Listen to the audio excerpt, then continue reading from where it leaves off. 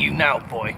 Any funny business, anything at all, and you'll be in that cupboard from now until Christmas. I'm not going to do anything, said Harry, honestly. But Uncle Vernon didn't believe him. Nobody ever did. The problem was, strange things often happened around Harry, and it was no good telling the Dursleys he didn't make them happen.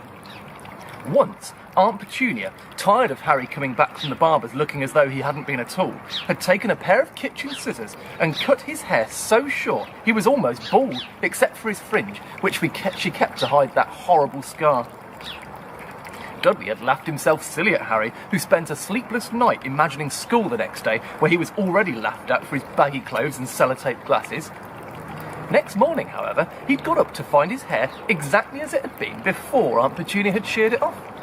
He had been given a week in his cupboard for this, even though he had tried to explain that he couldn't explain how it had grown back so quickly. Another time, Aunt Petunia had been trying to force him into a revolting old jumper of Dudley's, brown with orange bobbles. The harder she tried to pull it over his head, the smaller it seemed to become, until finally it might have fitted a glove puppet, but certainly wouldn't fit Harry. Aunt Petunia had decided it must have shrunk in the wash, and, to his great relief, Harry wasn't punished. On the other hand, he'd got into terrible trouble for being found on the roof of the school kitchens.